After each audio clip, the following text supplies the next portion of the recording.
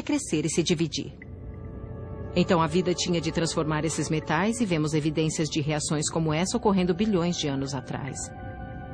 Portanto, eles usam o que precisam e uma das coisas disponíveis para a vida é o ferro, que também existia na Terra ainda jovem. Criaturas unicelulares, como aquelas na caverna Spider, são a regra para a vida nessa Terra jovem e estranha, e não a exceção.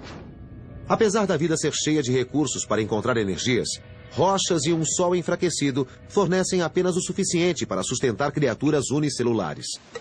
Para ajustar a nossa perspectiva, baseada em animais, precisamos nos lembrar que durante 80% dos 3 bilhões e 500 milhões de anos em que a vida surgiu na Terra, existem apenas organismos unicelulares. Pode até parecer meio estranho, mas a vida microbiana, esses micróbios, essas algas, eram a forma de vida dominante neste planeta durante 85% da história da vida. Essas criaturas unicelulares, uma ameba, por exemplo, são como pequenas fábricas, capazes de comer, manter invasores distantes e se reproduzir. Note esta membrana que segura as entranhas de uma ameba. Ela é feita de lipídios. Esta ameba está estendendo uma protuberância, ou pseudópodo. Este é o interior de uma câmara, ou vacúolo alimentar. Ele contém enzimas que quebram o alimento em moléculas. Outros vacúolos coletam e expelem água. Esta pequena máquina é a mitocôndria. Ela produz energia química a partir do alimento capturado pela ameba. Ela também monitora o crescimento celular e o ciclo de vida. O núcleo contém material genético, como o DNA. Podemos vê-lo desenrolando e a ameba inteira se separando para criar 2 células filhas. É assim que as formas de vida relativamente simples se reproduzem. Elas geram em 2 cópias do organismo original, usando a química do DNA. A vida microbiana dominou a Terra por mais de 3 bilhões e 600 milhões de anos. Ela praticamente foi a forma dominante de vida na Terra durante toda a sua história. E a humanidade pode não ter visto este vasto mundo invisível não fosse Anton von Leeuwenhoek. Nascido em 1632, von Leeuwenhoek combinou seu interesse em ciência com sua habilidade como vidraceiro para criar um microscópio mais potente, que aumentava objetos mais de 200 vezes. Por ter sido a primeira pessoa capaz de criar lentes com esse poder de aumento, ele descobriu o mundo dos micro-organismos. O microscópio de von Leeuwenhoek é um dispositivo simples, que usa apenas uma lente dentro de um furo feito em uma chapa de latão. Essencialmente, era uma lente de aumento potente.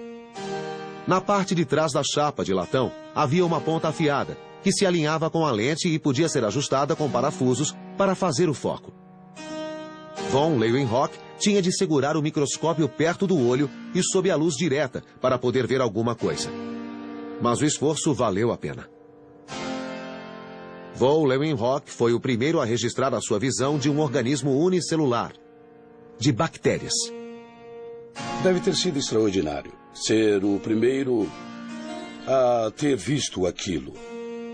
No momento em que você é capaz de ver as bactérias, o seu mundo se transforma. Uma das coisas notáveis sobre a ciência moderna é a introdução de métodos e ferramentas que nos levam além dos nossos 5 sentidos. E o telescópio é uma ferramenta notável para olharmos além de nós mesmos, para o macrocosmo. E no outro extremo temos o microscópio. Existe todo o universo de seres viventes que não conseguimos ver com os nossos olhos, e entre elas há criaturas que podem nos matar.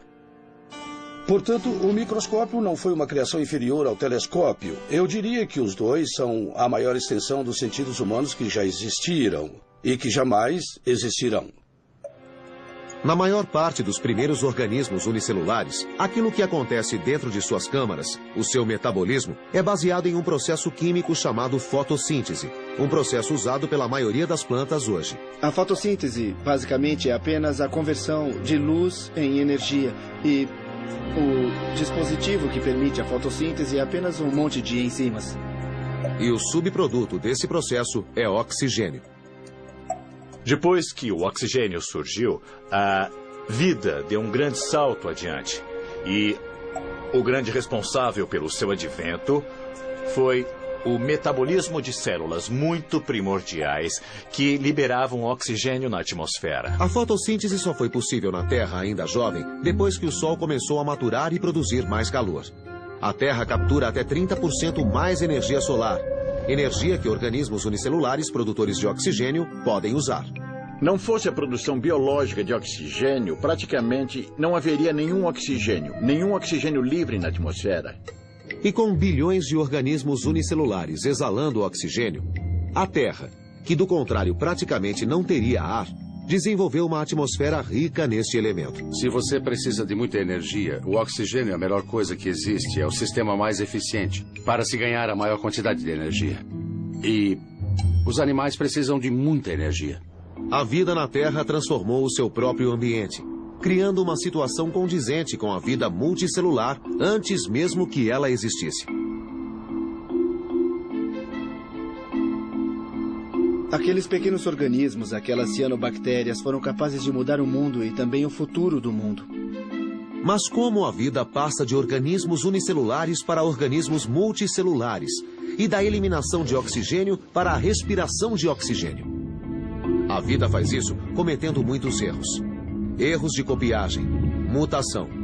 Não fossem os erros dos organismos unicelulares, animais como o homem poderiam nunca ter surgido na Terra para solucionar a questão de como a vida começou. Agora, o quebra-cabeça de como a vida começou está tomando forma. Partes inteiras agora estão claras. Os ingredientes que formam a vida, os processos que a definem, a unidade fundamental, a célula, até mesmo o seu meio. E como, com o passar do tempo, os organismos unicelulares transformaram aquele ambiente para um que fosse rico em oxigênio. Tudo isso foi desvendado. O próximo passo é descobrir como a vida evoluiu a partir de organismos unicelulares para animais multicelulares complexos, que respiram oxigênio. Os animais são tão eficientes no que fazem que a evolução, uma vez que pega o jeito de fazer um animal, pode fazer muitos deles. E essa é uma característica fabulosa da vida. Para se reproduzir, os organismos unicelulares usam o mecanismo do DNA, o projeto para construir uma célula. O DNA dentro do núcleo se desenrola, e então cada filamento se combina com um novo parceiro. E depois disso, a célula se divide em duas células filhas idênticas, a partir de apenas uma célula de origem. O grande segredo é a duplicação. Você tem um monte de outras moléculas por aí, talvez outras protocélulas competindo por recursos com você, e se você aprende a se duplicar, acaba pegando aquela energia para a sua espécie. E aí, você acaba com a concorrência e então é bem-sucedido. Mas as cópias nem sempre eram perfeitamente idênticas. Pode haver uma pequena variação. E variação é bom. Muito bom. A evolução trabalha em cima da variabilidade. É a ferramenta mais bem aproveitada pela evolução. E quando há bastante variabilidade, nem todos vão sobreviver. Sempre existem mais indivíduos do que o meio para sustentar. Então, quem sobrevive? A mutação pode dar a vantagem da sobrevivência a uma criatura em um determinado nicho. E na Terra, em transformação, existem muitos nichos. Quentes, frios, molhados, secos. E com o passar do tempo, as mutações produziram muitas variedades de organismos unicelulares muito diferentes. A vida começou há cerca de 3 bilhões e meio de anos atrás. E 1 bilhão e meio de anos se passou antes de surgir uma ameba. As formas de vida mais sofisticadas surgiram há cerca de 500 milhões de anos. Então levou realmente muito tempo para a vida evoluir de uma simples célula primitiva para se tornar multicelular e se tornar uma exuberância. Essa exuberância foi causada para haver um jeito mais eficiente dos seres vivos se reproduzirem. Uma maneira que garantisse que cada geração fosse uma variação da última. E esse jeito melhor é uma mutação, e ele se chama sexo. É, você ouviu bem. Sexo, reprodução. Comparado a se dividir ao meio, foi uma evolução e tanto. A reprodução sexuada é interessante porque ela permite aos organismos misturar e combinar os seus genes. Portanto, uma mutação que surge em um organismo pode se espalhar por toda uma população, porque aquele organismo contribui com seus